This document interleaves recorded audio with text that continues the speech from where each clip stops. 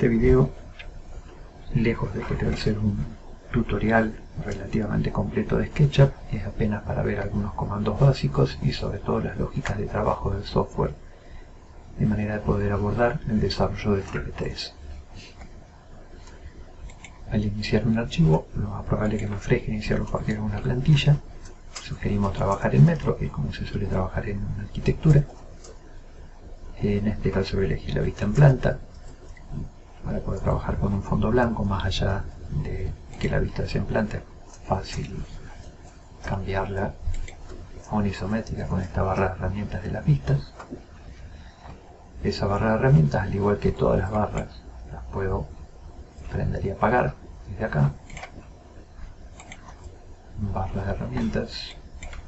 Este que es el conjunto grande de herramientas, no es la forma predeterminada, la barra predeterminada con la que se carga el software al instalarlo, pero bueno, es la más cómoda, la que reúne herramientas de dibujo por un lado, de edición por otro, algunas ayudas y herramientas de texto y de cotas, y herramientas de visualización.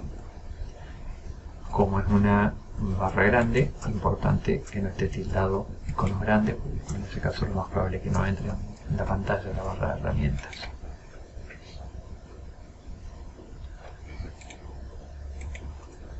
Otro elemento que facilita algunas rutinas, algunas tareas, es la bandeja predeterminada, que prendo y apago desde acá. Esa bandeja predeterminada puede tener todos estos menús encendidos. Por ahora me voy a quedar únicamente con información de la entidad y esquema, que son los dos básicos para algunas operaciones en las que vamos a hacer. Los ejes X y Z, rojo, verde y azul, también los puedo prender y apagar. Viene bien como guía para orientarme dentro del espacio. Si esto es toda una pantalla blanca, pero referencias de dónde estoy dibujando. Cuando estoy dibujando de manera predeterminada, el software dibuja en el plano XY, es decir, el plano determinado por el eje rojo y el eje verde. Si el movimiento del cursor, el movimiento del mouse que estoy haciendo, que es similar a un desplazamiento paralelo al eje verde, me va a brindar esa ayuda. O si leo un desplazamiento cercano a estar paralelo al eje rojo o a estar paralelo al eje azul. Cualquier otra dirección veo que aparece en negro.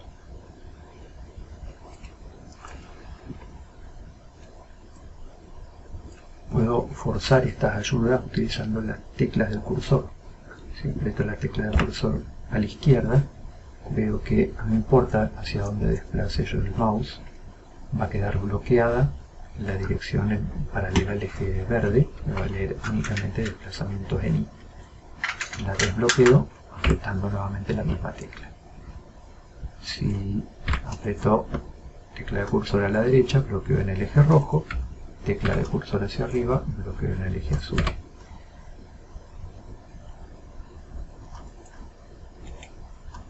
Tecla de cursor hacia abajo, bloqueo paralelo a la entidad que dibujé anteriormente. O en este caso, también perpendicular. Si vuelvo a apretar para desbloquear, puedo dibujar en cualquier dirección. Si yo me acerco a alguno de los puntos, veo que me ofrece como ayuda el punto final o el punto medio. Y si sin cliquear en ese punto yo desplazo el mouse paralelo al eje rojo, veo que puedo mantener en memoria la coordenada Y de ese punto y trabajar con la coordenada X que quiera. Y luego cerrar la figura. Eso facilita el trazado de algunas geometrías. Cuando cierro la figura veo que se pinta.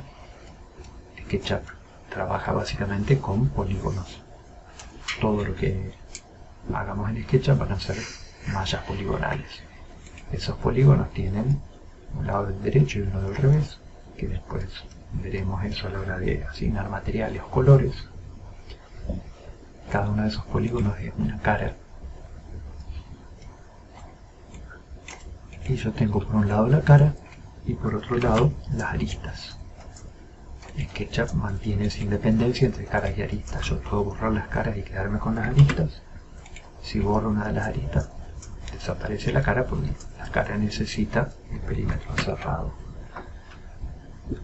Con un doble clic selecciono todo. En este caso me está diciendo 4 entidades, caras y aristas, 4 entidades diferentes.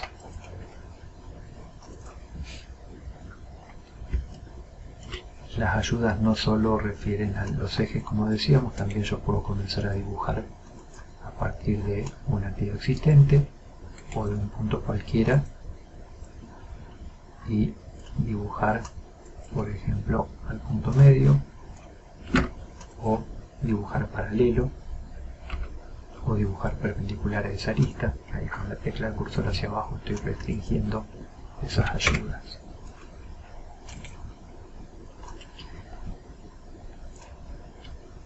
Para tener objetos tridimensionales tengo dos alternativas. Una es empujar o tirar, que es hacer una extrusión. Cuando yo me acerco a una cara, desplazo hacia arriba. También podría seleccionar primero la cara y luego extruir. Lo puedo hacer de manera interactiva acá con un clic y otro clic, para que lea la distancia entre los dos clics que hice, pero también podría extruir, y acá en distancia dice 0, podría darle una distancia por teclado,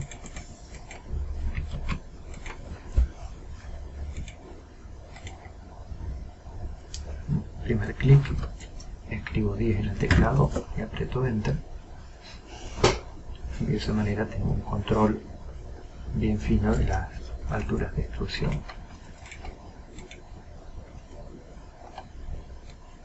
La otra alternativa es la de hacer un desplazamiento. La extrusión es siempre perpendicular a la cara que yo estoy extruyendo en ese caso. Es decir, si yo tengo una cara, por ejemplo, tecla de cursor a la izquierda, bloqueé ahí para dibujar un rectángulo perpendicular al eje verde. Si yo hago una extrusión de esta cara, es perpendicular, el desplazamiento de la cara es perpendicular. Si yo dibujo una cara acá, podría seleccionar todas estas líneas y dar este otro comando que es sígueme, que es desplazar una cara a lo largo de una ruta. Selecciono primero la ruta, luego de sígueme, marco cuál es la cara y este es el resultado. Acomoda la cara perpendicular a la ruta y a partir de ahí genera el cuerpo. En el cuerpo también vamos a tener caras y aristas. Yo puedo eliminar una cara y ver el cuerpo hueco por dentro. Si elimino una arista, desaparecerán las dos caras que concurren a esa arista.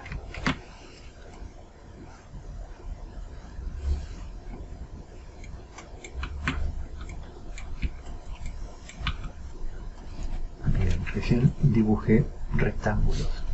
Podría dibujar también polígonos regulares.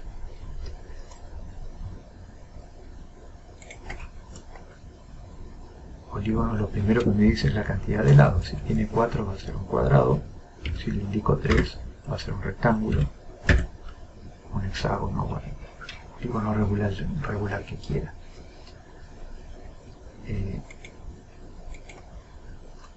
Un polígono o un rectángulo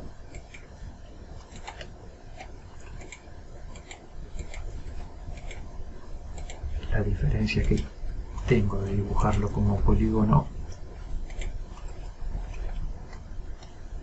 son polígonos de muchos lados, es que lo reconoce como polígono y no me toma por separado las aristas.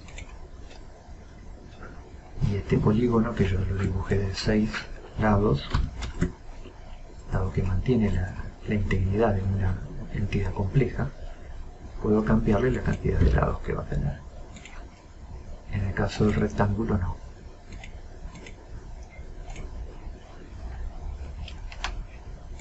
Eso lo puedo hacer únicamente con los polígonos que son regulares. Puedo dibujar círculos y arcos de circunferencia, con la salvedad que, decíamos, SketchUp trabaja con mallas poligonales, así que un círculo siempre lo va a tomar como una sucesión de lados, de segmentos, de manera predeterminada, signo 24. Yo dibujo la circunferencia y esto, si me acerco, voy a ver que son 24 segmentos. Mantiene, al igual que los polígonos, toda la unicidad de la entidad, mantiene como una sola entidad.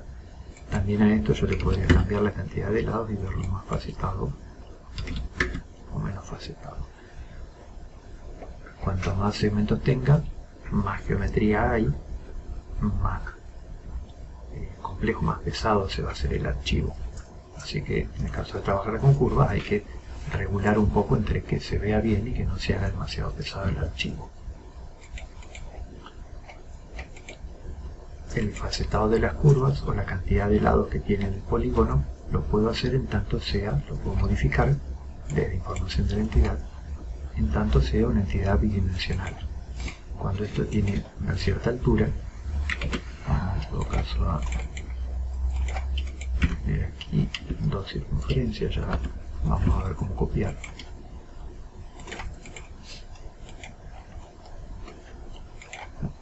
Esta que es bidimensional, yo puedo cambiar la cantidad de lados.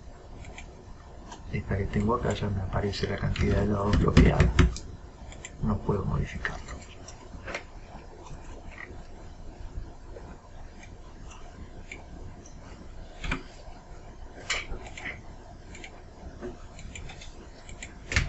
Dato importante de la lógica como trabaja SketchUp. Estos polígonos, con un doble clic yo selecciono cara y arista, como dijimos hoy. Si un polígono está tocando a otro, el software inmediatamente calcula los puntos de contacto y subdivide ahora esto en 3 polígonos diferentes. Y si yo desplazo uno de estos polígonos, se van a estar desplazando estos lados y se va a estar desplazando este vértice, con lo cual los polígonos adyacentes se van a deformar. Si yo no quiero que eso ocurra, lo que tengo que hacer es seleccionar uno de estos polígonos, clic secundario del mouse y crear un grupo. Ahora aquí en esquema me va a mostrar que son un grupo, no le asigné nombre, le podría ingreso acá y le pongo el nombre que quiero.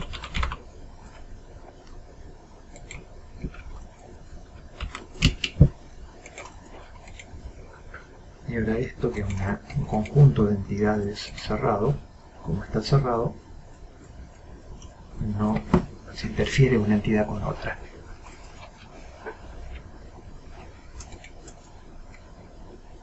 Para editar este grupo, un doble clic y entro, veo acá que me lo marca distinto, ahora entro al comando de edición y puedo modificar este grupo que tenía acá. Y qué sé yo, excluirlo, por ejemplo.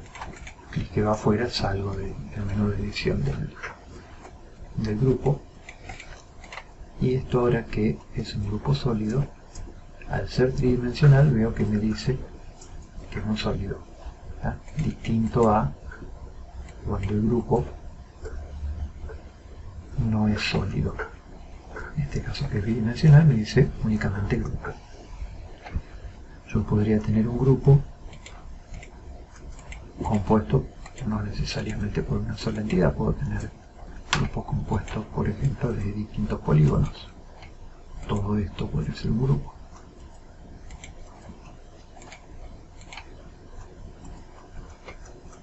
Y a su vez, vamos a ponerle en todo caso conjunto. Y a su vez dentro de este grupo yo puedo tener también grupos. Es decir, que puedo anidar un grupo dentro de otro en todos los niveles que quiera, lo cual obviamente después complejiza la cuestión. Si yo ingreso a este grupo, un doble clic, puedo estar editando estos que eran entidades sueltas, o este que es otro grupo, que puedo hacer un doble clic y entrar al grupo dentro del grupo y modificar esto. Cliqueando afuera, salgo del modo de edición de grupo. Bien, para que un grupo funcione como sólido tiene que tener las lógicas de un objeto sólido. Es decir, no le puede faltar una cara, por ejemplo. Esto ahora es apenas un grupo, no un grupo sólido. Si yo redibujo esto para que vuelva a cerrar la entidad, vuelve a tomarlo como sólido. Es decir, que para que esto sea sólido no le tiene que faltar ni sobrar nada. Ahí yo agregué una arista, perdón, una línea, y como esta línea está dentro de una cara, ya esto dejó de ser un sólido. En un sólido todas las líneas tienen que ser aristas. Cada línea tiene que ser un encuentro entre dos caras diferentes.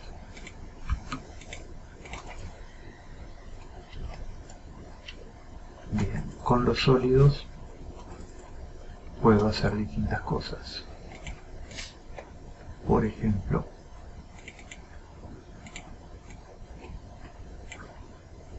si tuviera esos dos sólidos, con esta barra de herramientas de sólidos, puedo hallar la intersección entre esos cuerpos, o puedo a un cuerpo restarle el otro, o al revés, a este restarle ese. Puedo hacer distintas operaciones booleanas, lo cual me permite obtener geometrías más complejas.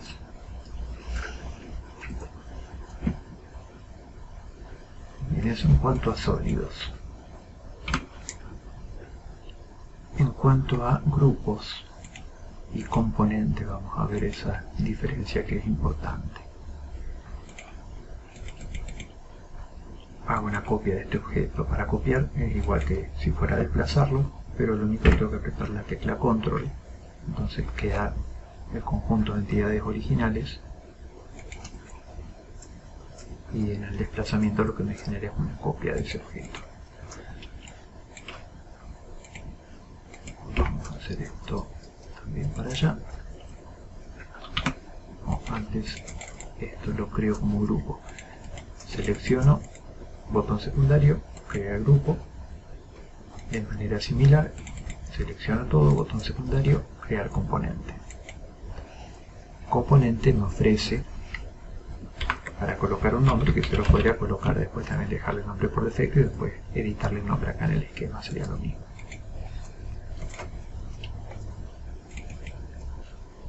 Bien, diferencias entre un componente y un grupo.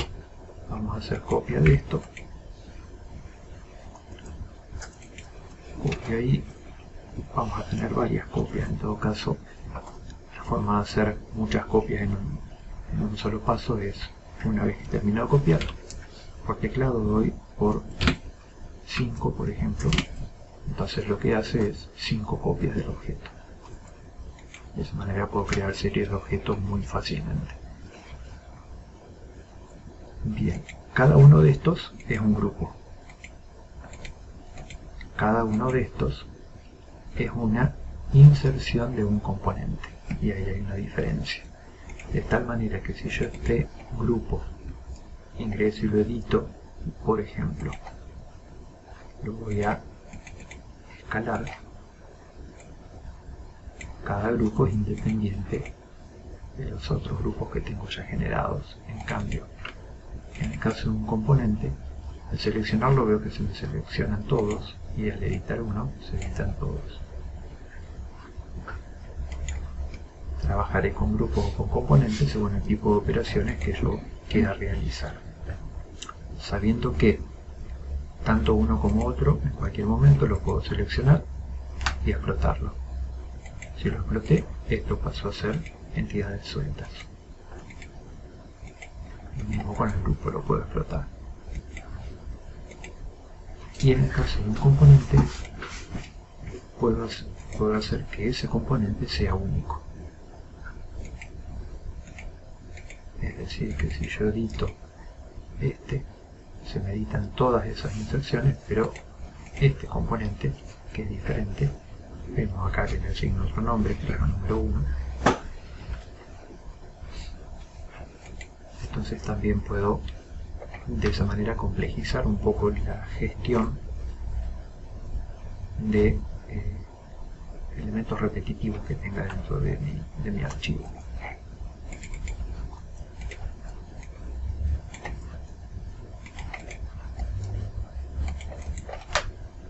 Por ejemplo, convierto este en único y lo que voy a hacer es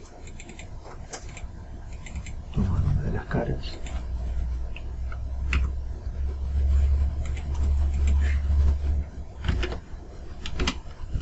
y girarla. Bien, y ahí vimos otro comando de edición. Ya vimos cómo copiar, vimos ahora cómo girar. Al girar aparece, lo voy a seleccionar una entidad, el comando girar, aparece un transportador con las mismas ayudas de los ejes. Si voy a girar alrededor de un eje paralelo al azul, de un eje paralelo al rojo o de un eje paralelo al verde.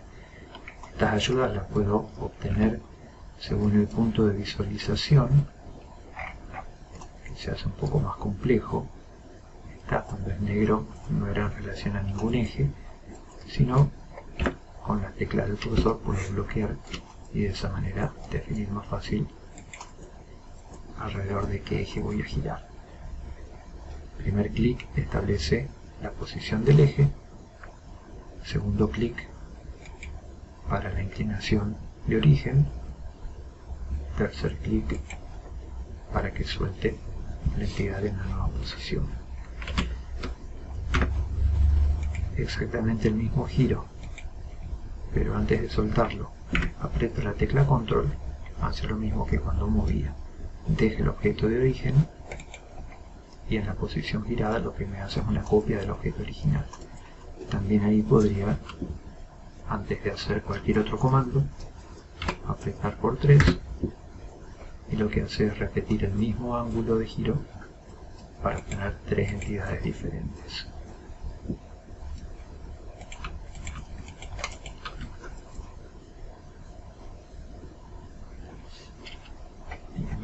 Por último, el último comando de edición, de escalar. Vamos a ver los puntos de pinzamiento que me ofrece, que obviamente varían si son entidades bidimensionales o tridimensionales. Si yo tomo de uno de los vértices, voy a estar escalando de manera uniforme a lo largo de 2 o 3 ejes, según sea bidimensional o tridimensional el objeto. Si lo selecciono del punto medio, en este caso veo que es únicamente a lo largo de 2 ejes, o si lo tomo desde el punto medio de la cara, no de una arista, es únicamente a lo largo de uno de los ejes.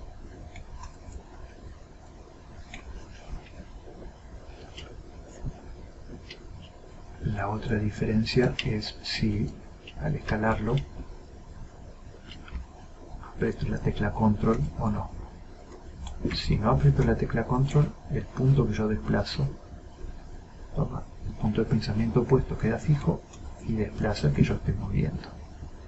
Si aprieto la tecla control, el que queda fijo es el centro y desplaza todos los vértices.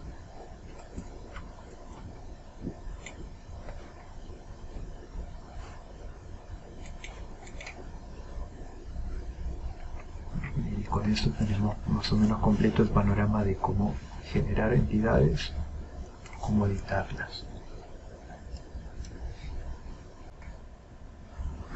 Por último quedaría para esta introducción de SketchUp es cómo instalar plugins. Servirá no solo para los que vamos a utilizar en IMD, sino para cualquiera, que hay dos formas diferentes según el tipo de extensión. Eso dependerá de cada desarrollador, cada extensión o plugin que quiera instalar. Algunas están disponibles en la tienda de extensiones. Está que en el PDF que te hemos dado hay algunas que están disponibles ahí y hay otras que están en Sketchucation. En cualquiera de los dos casos tienen que crearse una cuenta, los dos son gratuitos, no hay problema con eso. Tienen que estar logueados en esa cuenta. En este caso yo ya me logueé, y cuando encuentro la extensión que quiero instalar, simplemente tengo que poner acá instalar y ya está. Eso es todo. Algunas extensiones no las reconoce al instalarlos, salvo que cierre el software y vuelva a abrirlo. De todos los plugins me va a decir, bueno, la fecha, el desarrollador y la compatibilidad. Es la compatibilidad garantizada, no quiere decir que únicamente ande con este, a veces anda con otras versiones, pero puede llegar a tirar algún error en algunas rutinas o algunos comandos. Los que no están en la Extension Warehouse, sino en Sketchucation, que sería otra alternativa acá. Por ejemplo, vamos a venir a este. Hay que estar logueado también para poder descargarlo, y en este caso el botón no dice instalar sino descargar. Al clicar en descargar, lo que se va a guardar es un archivo de extensión RBZ. Elijo yo donde quiero guardarlo, y el modo de instalar esos que son de extensión RBZ es desde el administrador de extensiones. Coloco aquí instalar, busco el que sea, le doy a instalar esta extensión y listo. También en ese caso a veces es necesario cerrar el software y volver a reiniciarlo.